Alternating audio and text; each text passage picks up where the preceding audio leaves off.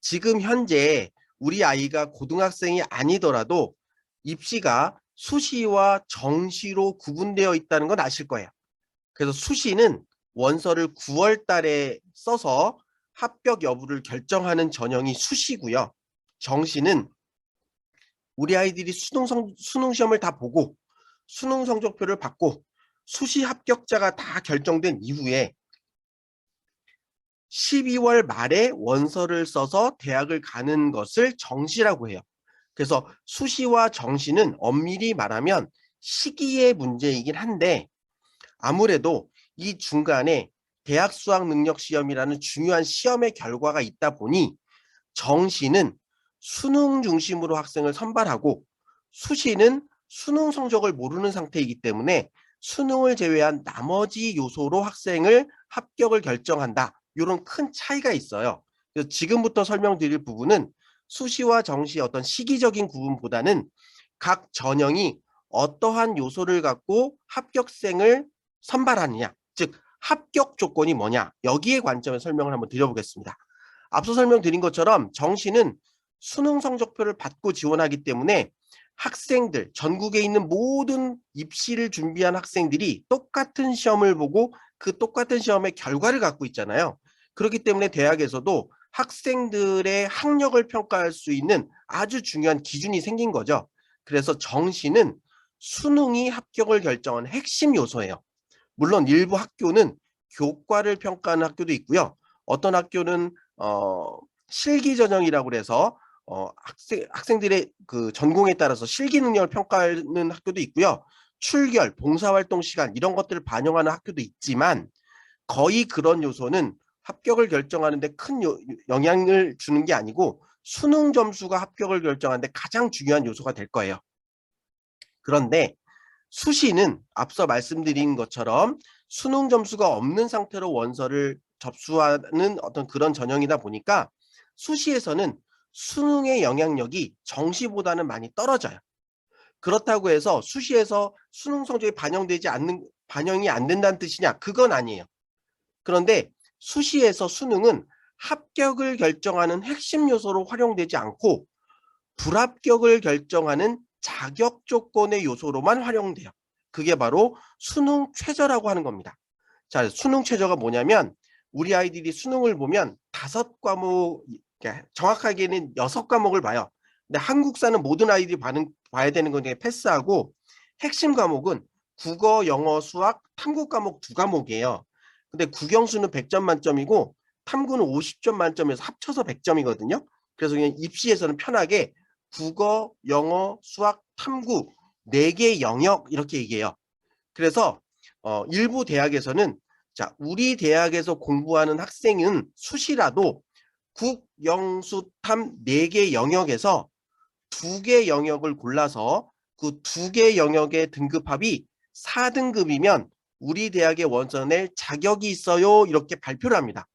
그럼 제가 국어가 2등급이고 수학이 2등급이에요. 그 2개 합치면 4가 나오잖아요. 그럼 제가 그 대학에 원서를 낼 수 있어요. 그런데 제가 국어는 2등급인데 모든 과목이 다 3등급이에요. 그럼 어떤 조합을 해도 2개 과목 합 4등급이 안 나오잖아요. 그러면 저는 내신이 아무리 좋고 학생부를 아무리 잘 관리해도 그 대학에 원서 낼 자격이 없기 때문에 무조건 불합격이에요. 이렇게 수시에서는 수능 점수가 합격, 즉 자격 조건을 판단하는 요소로만 쓰인다. 그러면 수시에서 합격은 뭐가 결정하느냐? 전형마다 다 다르다. 이게 핵심이에요. 그중에 여러분들이 꼭 기억하셔야 될 기준이 되는 전형은 학생부 교과 전형입니다. 자, 학생부 교과 전형은 내신을 정량 평가에서, 즉 내신을 점수의 크기로 비교해서 합격생을 결정해요. 그런데 저는 예를 들면 일반고를 나왔고요. 저의 경쟁자 이 친구는 예를 들면 과학고를 나왔다고 생각해 보세요. 그러면 일반고와 과학고에서 배우는 과목 자체가 좀 다르잖아요. 그래서 내신을 비교하기가 굉장히 어려워요. 그래서 학생부 교과 전형은 내신을 비교할 수 있는 내신 환산 공식이 있습니다. 그래서 네가 어떤 과목을 들었든 우리는 신경 쓰지 않아. 우리가 준 그 공식에 너의 고등학교 모든 내신을 다 집어넣으면 우리가 하나의 점수로 환산해 줄 거야. 그 환산 점수로 줄 세워서 10명 뽑을 거면 상위 10명은 합격, 나머지 다 불합격. 이렇게 뽑는 게 학생부 교과 전형이에요. 자, 그럼 제가 예를 한번 들어볼게요. 저는 저기 강원도 산골짜기에 전교생 50명밖에 없는 학교에 전교 1등이에요. 3년 내내 1등을 놓친 적이 없어요. 근데 저의 경쟁자 이 친구는 중학교 때 전교 1등만 모여있는 학교의 5등급이에요. 1등급에서 9등급 딱 중간이에요. 자, 그러면 여러분들이 고려대학교 입학사정관이라고 생각해 보세요. 교수님이에요. 교수님의 입장이라면 저기 강원도 산골짜기에 있는 전교생 50명밖에 없는 학교에 1등 뽑고 싶으세요? 아니면 중학교 때 전교 1등끼리 모여있는 학교에 5등급 뽑고 싶으세요? 아무래도 여러분들은 중학교 때 전교 1등끼리 모여있는 학교의 중간, 그 아이도 전국 모든 중학교의 전교 1등의 중평균일 거니까 이 학생을 선발하지 않으시겠어요? 그렇죠. 그런데 학생부 교과 전형의 관점으로 본다면 저는 모든 내신이 다 1등급이죠. 그럼 고대 내신 공식이 아무리 복잡해도 모든 변수에 숫자 1만 들어가요. 그럼 몇 등급으로 환산되죠? 1등급이겠죠. 이 친구 5등급이에요. 3년 내내 5등급, 단 한 번도 놓치지 않은 5등급이에요. 그럼 고대 내신의 내신 공식의 변수에 숫자 5만 들어가요. 그럼 몇 등급이 나와요? 5등급이 나오죠. 자, 그러면 내신의 점수로 비교해서 한 명을 선발한다면 1등급이 이길까요? 5등급이 이길까요? 당연히 1등급이 이기죠. 교수님은 누구 뽑고 싶으셨어요? 5등급. 근데 실제 대학은 누가 다녀요? 1등급. 이해되세요? 즉 학생부 교과 전형은 교수님의 관점으로 봤을 때 내가 가르치고 싶은 애가 우리 학교에 안 다닐 수도 있어요. 그래서 실제로 서울에 있는 상위권 대학, 지금 보시는 건 서울 상위 15개 대학을 딱 나눠봤을 때 수시 전형에서 학생부 교과 전형으로 생각보다 많은 인원을 안 뽑아요. 대부분은 학생부 종합 전형으로 우수한 학생을 선발합니다. 수시의 56%를. 자, 이해되시죠? 그래서 학생부 교과 전형은 입시로 학생을 선발하기는 수월하지만 내가 뽑고 싶은 아이가 뽑히지 않을 가능성이 높기 때문에 서울의 상위권 대학은 선호하지 않는다. 그럼 어떻게 뽑느냐? 학생부 종합 전형을 이용해서 뽑는다 이거죠. 어떻게요? 내신을 정량 평가, 숫자로 비교하지 않고 학생부를 읽어요. 자, 어떻게 읽냐면 자, 공부 잘하는 아이들이 모여있는 학교라면 국어, 영어, 수학 성적의 평균, 전체 평균이 높을까요? 낮을까요? 당연히 높겠죠. 자, 그리고 표준 편차라는 게 있어요. 그건 뭐냐면 아이들이 평균으로부터 얼마나 골고루 넓게 분포하는가, 얼마나 좁게 분포하는가 하는 거예요. 자, 표준 편차가 작다는 건 1등과 꼴등의 점수 차이가 작다는 뜻이고요. 표준 편차가 크다는 건 1등과 꼴등의 점수가 엄청 넓다는 거예요. 자, 그럼 공부 잘하는 애들만 모여있는 학교는 평균이 높고 표준 편차가 작을 가능성이 크겠죠. 자, 그러면 얘가 다니는 학교는 공부 잘하는 비슷한 수준의 아이들이 많이 모여있는 학교구나라고 판단할 수 있지 않을까요? 그렇죠. 그래서 그렇게 해서 이 아이가 다니는 학교의 수준과 그 학교에서 이 아이의 위치를 확인한 다음에 선생님이 이 아이에 대해서 적어준 모든 내용을 다 읽어서 이 아이가 얼마나 열심히 학교 생활을 했고 그 학교 생활을 통해서 얼마나 자신의 능력을 키워왔는지 확인한 다음에 100명 뽑고 싶을 때 3배수 300명을 면접에 불러다가 학생 하나 앉혀놓고 교수 3명이 꼬치꼬치 따져 물어서 최종 10명을 선발한다. 학생부 종합전형. 그러다 보니까 학생이 갖고 있는 모든 능력을 골고루 평가해서 뽑을 수 있는 거죠. 그래서 앞서 보신 것처럼 서울의 상위 15개 대학은 수시에서 학생부 종합전형으로 전체 56%를 뽑고 있다. 자, 그런데 대학의 관점으로 보면 학생부 종합은 치명적 단점이 있어요. 뭐냐면 너무 돈과 에너지가 많이 들어요. 자, 100명 뽑을 건데 원서를 2,000명 내요. 그럼 그걸 다 읽어야 되잖아요. 그리고 100명만 뽑으면 되는데 3배수를 면접을 보죠. 그것도 학생 하나 앉혀놓고 그 비싼 교수 3명이. 자, 그러다 보니까 시간과 에너지가 많이 들어요. 교과 전형은 뽑고 싶은 애가 안 뽑혀서 문제, 종합 전형은 뽑고 싶은 애 뽑을 수 있지만 돈이 많이 든다. 그래서 보는 대체 전형이 논술 위주 전형입니다. 자, 논술 위주 전형은 내신과 논술 두 개의 점수를 합산해서 비교하는데요. 내신을 교과처럼 공식에 넣어서 뽑기는 하지만 내신의 영향력이 거의 없어요. 그래서 논술 점수로 거의 합격을 결정하는 게 논술 위주 전형이에요. 그런데 이 논술 시험이 수능을 비교했을 때 아이들이 많이 틀리는 난이도가 높은 수준의 문제를 시험 문제에 내고 학생이 답만 적으면 되는 게 아니라 주어진 조건에서 답을 찾기 위한 학생의 생각의 과정을 모두 기록하게 하고요. 그 과정을 하나하나 다 체크해서 학생의 고차원적 사고력을 평가하는 시험이라고 보시면 돼요. 따라서 이 논술로도 학생들의 학업 능력을 충분히 확인할 수 있다라고 보는 전형인 거죠. 자, 그리고 실기 위주 전형은 여러분 그냥 실기 위주 전형 그럼 어떤 학생들이 생각나세요? 그죠? 예체능이죠. 자, 제가 만약에 제가 다니는 학교 달리기 1등이에요. 대학 관점은 전 특기자일까요? 잘 모르겠죠. 그래서 제가 지금 있는 데가 마포구인데요. 마포구에서 열리는 청소년 달리기 대회 나가서 1등 했어요. 특기자일까요? 글쎄 잘 달리는 건 알겠는데 특기자까지는 잘 모르겠죠. 그래서 제가 전국체전 나가서 동메달 땄어요. 특기자인가요? 특기자죠. 그래서 이 실기 위주 전형은 전국 단위 경쟁력이 있어야 되고요. 그런 전국 단위 경쟁력을 입증할 외부 스펙을 활용할 수 있는 전형이에요. 다만 그만큼의 능력이 있는 아이들만 지원할 수 있는 전형이겠죠. 자, 요렇게 4개의 핵심 전형을 활용해서 학생들은 6장의 원서를 쓰는 게 수시예요. 그리고 6장의 원서를 써서 단 하나라도 붙으면 정시로 원서를 낼 자격이 없어요. 그러니까 무조건 그 대학을 가거나 포기해야 돼요.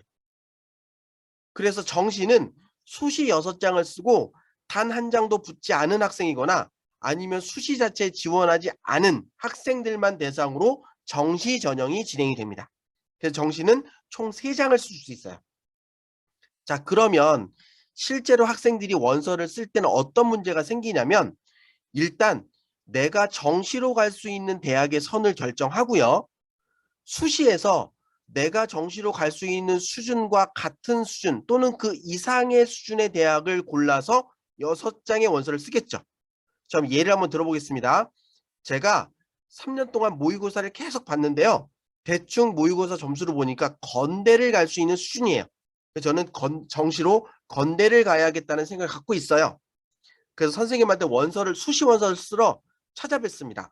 선생님, 저 정시로 건대 갈 거라서 건대 이상의 대학만 원서 내려고 합니다. 라고 하면 선생님이 뭐라고 하냐면 너는 지금 재수생이 없는 상태에서 모의고사를 봤기 때문에 지금은 건대 갈 수 있다고 생각하지만 네 위로 서울대 가고 싶은 연대생, 연대 가고 싶은 서강대생, 서강대 가고 싶은 뭐 예를 들어 건대생 이런 아이들이 계속 들어오면 넌 한 등급씩 밀릴 거야. 국민대학부터 원서를 쓰는 게 어떨까라고 얘기하실 거예요. 근데 저는 열심히 공부해서 건대를 무조건 갈 거거든요. 그래서 저는 죽어도 건대를 가겠다고 했어요. 그런데 우리 어머니가 선생님의 말씀에 홀딱 넘어가서 국민대 원서를 저도 모르게 써버렸어요. 그래서 국민대에 제가 수시로 합격하면 저는 정시로 건대 갈 수 있다 없다? 없다. 자, 이해되시죠?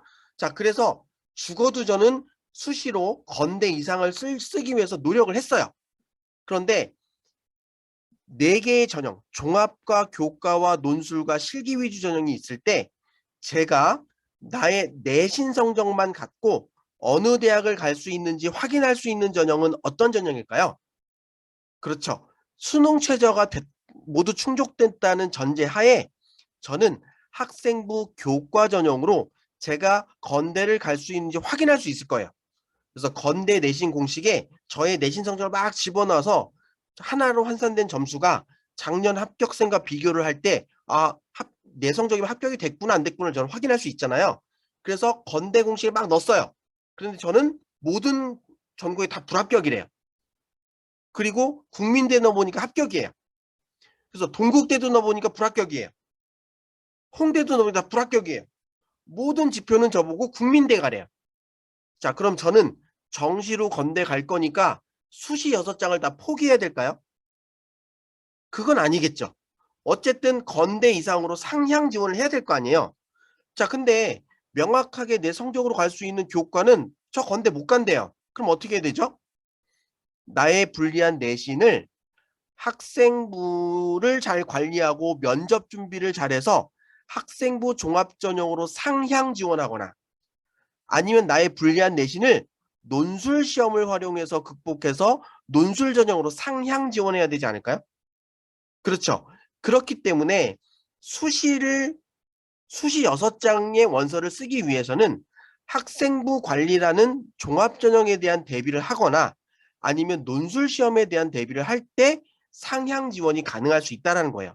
근데 문제는 뭐냐면, 우리 아이가 고3이 돼서 원서를 쓸 때 다 현역만 입시를 준비하는 건 아니라는 거죠. 제가 근데 만약에 재수생이에요. 작년에 수시 6장 다 떨어졌고 정시에서 다 떨어졌어요. 자, 그래서 올해 제가 열심히 공부했거든요. 그럼 저는 어떤 전형을 목표로 열심히 준비했을까요? 제가 올해 열심히 공부하면 내신이 바뀌나요? 아니죠. 제가 열심히 공부하면 학생부가 바뀌어요? 아니란 말이에요.